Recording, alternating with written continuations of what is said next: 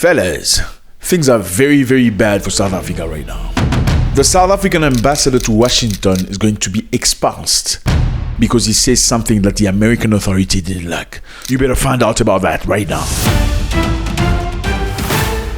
What's up, everybody? I hope you're doing good. It's a beautiful day. Thank you very much for stopping by. This is a very, very serious matter and we need your attention, okay? This is happening. Things with South Africa are definitely going south, and if you don't pay attention to this, it's going to be sanction, restriction, being kicked out of SWIFT. For those of you who don't know what SWIFT is a capacity to send money from one computer to the other. So all the benefits you used to get from one bank sending money to your sister in the village, you might not get that anymore because of this, what's happening right now. Okay, so what is happening exactly?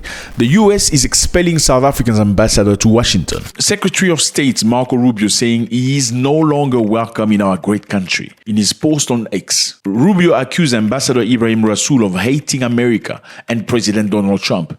He described as a rate-battling politician, adding we have nothing to discuss with him. So this is crazy. How did this happen? South Africa's ambassador to the United States of America, Ibrahim Rasool, had a webinar where he discussed matters, international issues. And at some point, he was talking about the United States of America and what's happening between South Africa and the US right now. What he said was very interesting. He mentioned that Donald Trump was launching an assault on incumbency, those who are in power, by mobilizing a supremacism against incumbency at home. What does that mean?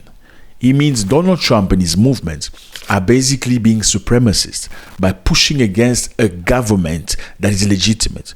By incumbency, it means people in power, people that were rightfully elected in another country. Trump and his company are putting pressure to reduce their impact. Listen to what he has to say. Donald Trump is launching an assault on incumbency, those who are in power. By mobilizing a supremacism against the incumbency at home, and I think I've illustrated abroad as well. Ambassador added again that MAGA movement was a response to very clear data that shows great demographic shift in the United States, in which the voting electorate is projected to become 48% white. So what does he mean by that? It means as much as America is predominantly white, over 75% of the people, with time, many people from different races and different backgrounds are giving birth, okay? They're reproducing. And with time, the demographic of the US is changing, which is absolutely natural. It has happened to many countries in the world, same for France, same for other places, okay? Now, there is a group of people that don't necessarily like that. Whether they're right or wrong, well, it's their prerogative. Some people don't like change of demographics like that because they want to keep their country the way it's supposed to be, as per them. They want to keep the environment as original as they believe. Rasool pointed to Elon Musk's outreach to far-right figures in Europe, calling it a dog whistle in a global movement trying to rally people who see themselves as part of the embattled white community. In response to that, Rubio, Secretary of State of the United States, called Rasool persona non grata, meaning referring to the Latin phrase unwelcome person. So basically, the South African ambassador to the United States is persona non grata. What does that mean? He's not legitimate in the United States anymore. So what happens when you are persona non grata? The ambassador is given a certain amount of time, usually a few days or weeks, to leave the host country. If they do not comply, the host country can take further measures to force the departure. Declaring someone persona non grata can often be prelude to severing diplomatic relations between two countries. Although not always, it can signify a serious diplomatic rupture, but may also be used as a tactical move to express discontent without breaking off all communication. In many cases, the country whose ambassador was expelled may respond in kind, declaring an ambassador from the host country persona non grata. And this can escalate tension and lead to further diplomatic or economic sanctions. Ambassadors enjoy diplomatic immunity, meaning they cannot be prosecuted or sued under the host country's law. However, once declared persona non grata and expelled, they lose the protection in the host country, and their immunity no longer applies.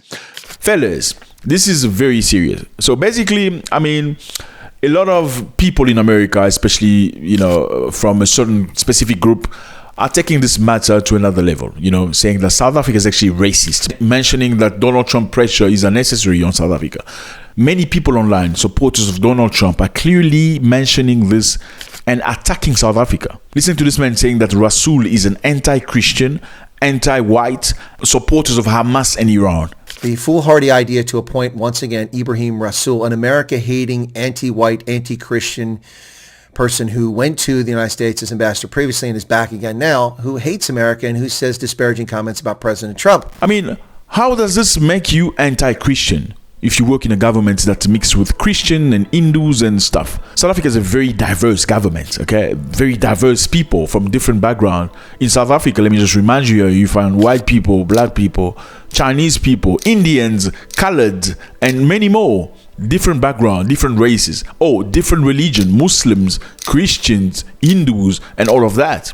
So South Africa has proven clearly in its government, it doesn't only have Christian people in government. It has various people. So they most likely not going to be discriminating people because of their Christianity. Number two, South African is not anti-white because you have white people in government, white people working with the ANC. And let's talk about Hamas and how they're supporting women, youngs, and older Palestinians being a supporter of Hamas. So, are you telling us that everybody in Palestine are Hamas? Is that what you're saying? So providing help and emotional support to those little children that are being bombed unfairly is being a friend of Hamas. So in other words, you're saying all kids and women and elderly people that did not deserve what just happened in their country are part of Hamas. They all deserve that. They should be bombed and eliminated. Now, that sounds weird to hear. Now, talking about Iran, doesn't people have the right to choose whoever they want to work with?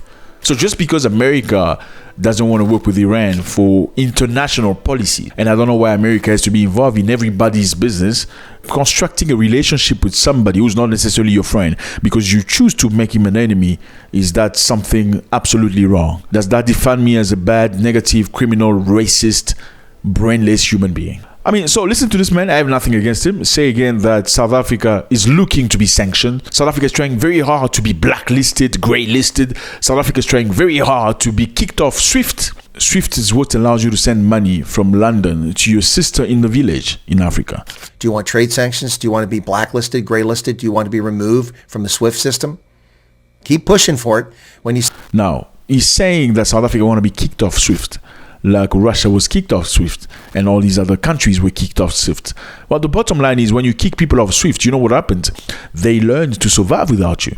They learn to manage and to trade without SWIFT, and you lose your influence around the world. I think if you want to stay powerful like America's been like a big brother to many countries in the world. I mean, we grew up watching American movies, American music. There's an influence of American point of view in everybody's brain. I mean, we watch all these movies where the Americans were the good people and the Russians were the bad people. You know, Rambo, Commando, Chuck Norris. It's always the Vietnamese were the bad people. Until we grew up and we learned history and found out that America went to Vietnam without Vietnam having to invite them until they kicked them out. I mean, in the movies they say America beat Vietnam, but in reality that wasn't the case. I mean, history is portrayed by whoever has the means to narrate the history. Now, for America to remain a powerful country, especially a respected country, it has to be fair because America in some ways has been perceived as a big brother to many countries. Now, why are people revolting? That is the question you need to ask yourself. People can only start revolting to the big brother when the big brother starts misbehaving or when the big brother shows signs of unfairness in some situation. Therefore, people go like, but that's not fair.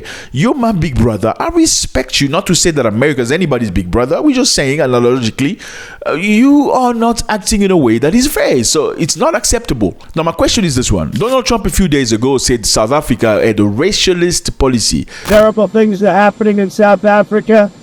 The leadership is doing some terrible things, horrible things. So that's under investigation right now. We'll make a determination. Elon Musk confirmed that South Africa has a racist politic on Twitter because South Africa did not allow him to operate Starlink without respecting the policies of the country. They say that and there seemed to be no problem. So in other words, they say South Africa was racist and there was no problem. Now, when a South African ambassador said that America is using racism to press other people, then you get upset and you're up in arms and you're not screaming and you want to kick out the ambassador. How is that logical? So you can say South Africa is racist, South Africa is a racialist policy, South Africa is doing negatively, whether it's right or wrong, that's fine. But South Africa cannot say anything negative about you. You have to kick out the ambassador. How fair is that? I mean, if you want to be in a fair world where everybody can express themselves, then everybody should be able to express themselves as freely as you are. So this is very fresh, fellas. What's going to happen next? We have no idea. We're going to find out. You can't say Donald Trump must be elected today and the following day he makes executive orders, and then you come here and blame the South African government as if the South African government did not do anything in between.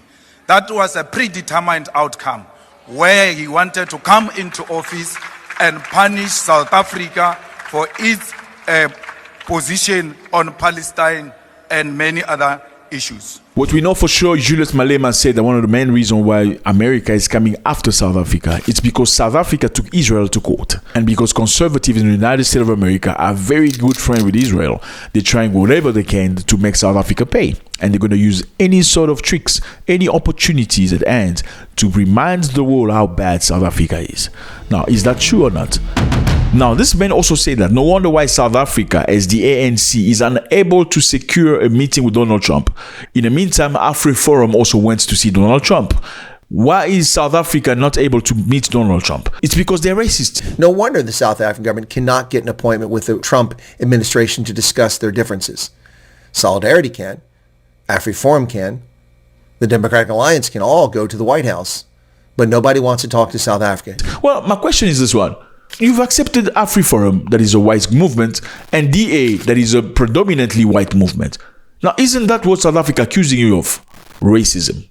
I mean, if you were correct, let's say, if you were a good person, okay, and you want to show that you're a good person, would you not then accept everybody, accept DA, AfriForum, and the black people of the ANC to show everybody that you are neutral? You're actually trying to resolve issues. But you accepting only DA and AfriForum and refusing ANC people, that could lead people to believe that you actually are racist. You don't think that? Will South Africa suffer from this disagreement with the United States of America? Does South Africa have other options? Let me just remind you here that South Africa raises tax in order to compensate from the money it used to receive from US aid. So tax in South Africa going high. With tax going high, means of living also going high. Things are going to be more expensive, and it's the poor people that are going to be really hurt about this. Is this a simple way to put pressure on South Africa so they don't review their laws, which for them has the goal to balance possession of land in South Africa? God bless.